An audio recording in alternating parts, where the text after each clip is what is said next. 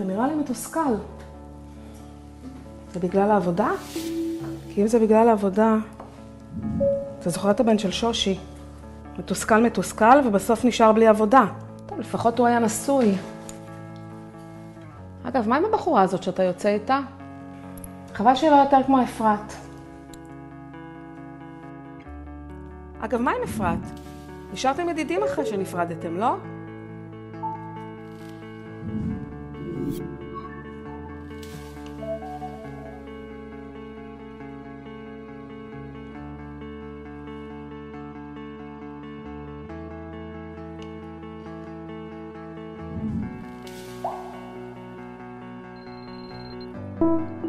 מה איתך ועם אבא? נשארתם ידידים? לא, נכון? אז מתי כבר תפסיקי להתערב לי בחיים? מה את רוצה, שגם אני אעזוב את הבית? אתה יכול לעזוב. גם ככה אתה לא מעריך שום דבר שאני עושה. תודה, אני לא מקבלת.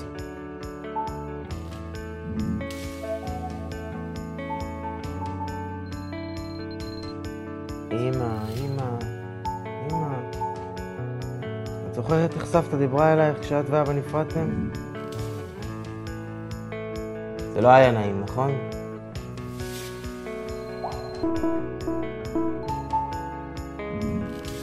עכשיו תגעתי לי בבקשה את החולצה האפורה לעבודה. תודה.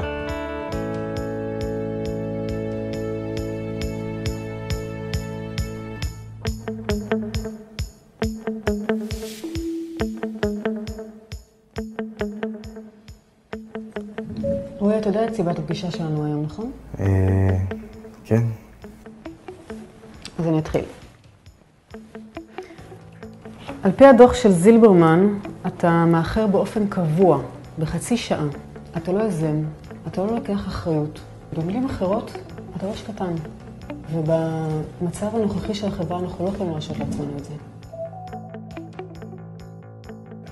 אני מבין אותך, אבל יש דברים שאת לא רואה. סליחה? אני מתכוון שאם אני הייתי מנהל מחלקה, אז הייתי מנהל אותה אחרת. אתה מנהל. אני לא מתכוון אלייך, אני מתכוון למנהלי צוותים. באיזה מובן? במובן שיש לי 6 מנהלי צוותים שאומרים לי מה לעשות, שמאחרים, שמלכלכים על ההנהלה הגבוהה כל הזמן, בעיקר זילברמן. מה זילברמן אמר?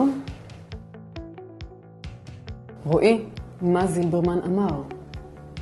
שלא הגיוני שאישה תנהל חברת הייטק כל כך גדולה, ושלא פלא שהחברה נמצאת במצב כזה. אני לעומתו מאוד מעריך את העבודה שלך, ויש לי הרבה מה ללמוד ממך. אני חושב שאם אני הייתי מנהל צוות, אז היינו יכולים להגיע רחוק.